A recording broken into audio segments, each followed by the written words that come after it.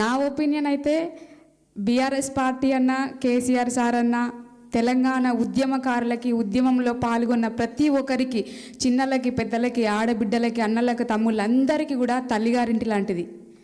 నేనైతే నా తల్లిగారింట్లో అడుగు వెంటనే అంత హ్యాపీగా ఫీల్ అయినా.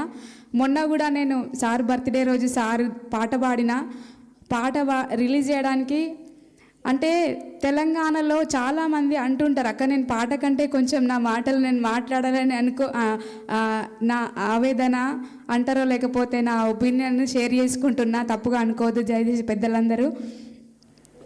ఎందుకనంటే ఆ రోజు సార్ బర్త్డే రోజు సార్ని కలవడానికి వెళ్ళాం, కేసీఆర్ సార్ని. అందరు చాలామంది అంటారు కేసీఆర్ సార్కి కళాకారులు అంటే ఇష్టము, పాట అంటే ఇష్టము, కళాకారులను గౌరవిస్తారని చెప్పి అని అంటారు.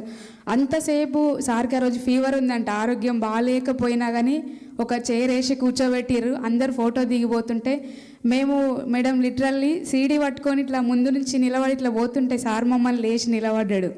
ఆ రోజు నిజంగా నాకు కళ్ళలోకి నీళ్ళు వచ్చినాయి, అసలు కళ్ళలో నీళ్ళు తిరిగినాయి ఇట్లా. అంటే ఇది కదా నిజమైన కళాకారులకు దొరికే గౌరవం అనిపించింది, ఇది కదా నిజమైన ప్రేమ అనిపించింది.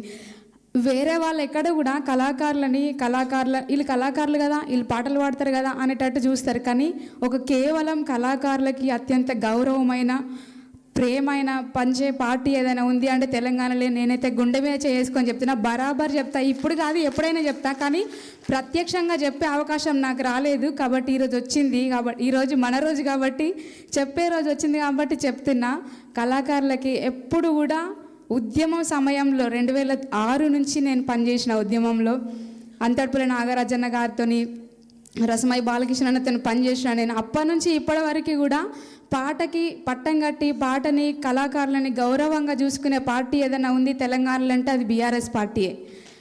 నిజంగా ఈరోజు ఈ వేదిక మీద నేను ఉండడం, ఉమక్క మీకు నిజంగా ప్రత్యేక ధన్యవాదాలు అక్క. థ్యాంక్ యూ సో మచ్ అక్క.